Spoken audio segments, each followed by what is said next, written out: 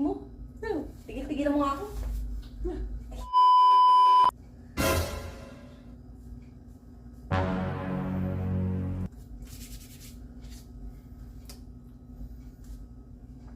Oh shit! Oh shit!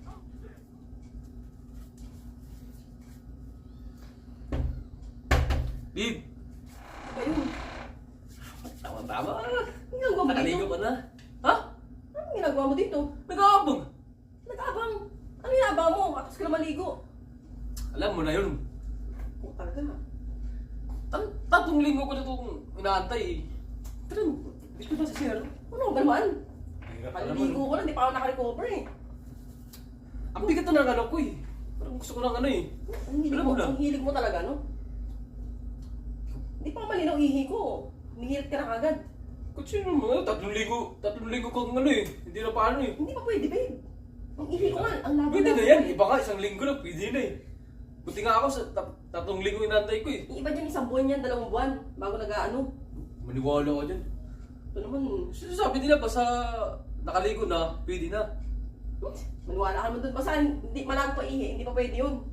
Hira ka naman. Sige na, nandiyan na sa sir na tayo. Ikaw, ang hilig mo. Tigil-tigilan mo nga ako. Oh shit! Hindi pa ka pwede. Pero, Ikaw, naabangan mo talaga ang maligo, no? Huwag kayo pakaligo na. siyempre, unang paligo mo to, galing ka panganganak eh. Basta sabi nila, pag unang paligo daw, anahin na agad para masundan agad. Hindi pwedeng ganun. Mabibinat ako. Maniwala ka naman doon. Hindi mo sa bilat na yan. Sige na, dyan na sa sir tayo. Ay, nako. Kasi Ano, para, mamaya, habang tulog yung mga bata, magising yun. Sige na, pag doon naman sa kwarto, di ka naman nung paon. Tingnan lang, Hindi nga pwede pa. Hindi pa pwede. Meron pa akong unting ano eh. Itong tulo pa nga eh. Tingnan yun, sabi na ba, basta nakaligo, pwede na yan. Anak ba? Ay, nako, hindi pwede. Hira ka naman. Sige na. Hindi pa pwede. Ang kulit mo naman. Mag-antay ka pa ng 1 buwan. Ang kati na eh. Yan. Oh. O matay, kiss mo na lang sa pader. Babe, Ay, nako. Tigil mo ka, babe. Hindi pa ka pwede. pambihira ka naman. Sige. Sige, na lang oh.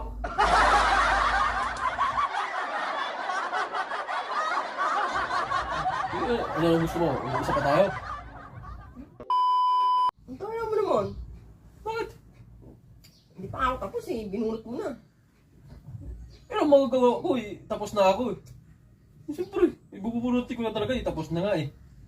Eh ako hindi pa ako tapos. Minamadali mo naman kasi. Ang hirap kasi sa inyo yung ang bagal nyo eh. Siga ang tagal nyo mag-ano. Eh, dapat pinatapos mo muna ako bago binunot. Bakit ka na lang ganyan? Nagmamadali ka palagi. Tapos na eh, nauna na ako sa'yo eh. Sabi ko sa'yo, ikaw mauna eh. Lagi ka naman kasi nauuna. Sinabi ko sa'yo, di ba? Ikaw mauna. Yan ang mahirap sa inyo mga lalaki. Lagi kayo nauuna. Ako yung pinauna mo eh. Kami yung mababae, lagi nauhuli. Hindi na kami pinapatapos. Oh, nagmamadali kayo palagi. Porque kayo mabilis kayo matapos, kami matagal. Eh, ano ang gusto mo? Isa pa tayo? Oh shit! Oh shit! Ay, Di na pwede isa eh. Puno na nga eh. ano nga eh. Lagi ka na lang ganyan kasi. Hira ano? Tapos nagpapatapusin mo muna ako pag mabunutin. Sabi ko sa'yo, yung bilisan mo eh. Ang bagal mo kasi kumilos. Papagtampuan mo yun. Bahala ka dyan. Patapos. Gusto mo yung patapos mo sa iba. Oh no! Sabi ko sa'yo, ikaw mauna eh. Ang bagal-bagal mo. Eh, ganun talaga kami mga babae, matagal kami matapos. Kaya huwag yung minamadali kayo naman, nagmamadali kayo. Eh, siyempre, bubunutin ko na talaga yun. Tapos na nga eh. Alay, balik mo. O paano ngayon yan? Hindi pa ako tapos. Bahala ako. Basta ako tapos na ako mag-charge. Oh, Full charge na eh. eh sa akin hindi pa puno eh, kalahati pa lang, binurot mo na agad. Hindi pa puno yung cellphone ko. Yung charger ko to eh. Basta pala charger mo. Charger mo ba yan? Sa akin to. Ito, may pangalan nga yan oh.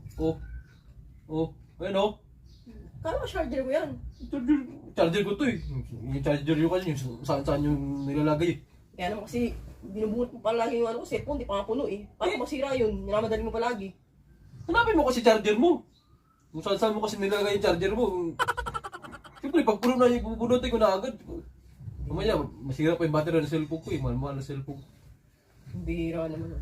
Dapat pinatapos mo muna sa akin. Kahit na charger mo yan. Oh, masira pa to eh. Yung sa gumamit ng charger. Bunot ka kasi ng bunot eh. Hindi pa nga tapos mag-charge eh. Hanapin mo yung charger mo dun. Ano yung charger ko eh. Parang sa buhay mo. Hindi mo pinapatapos mo kung yung cellphone ko. Nakala ko eh.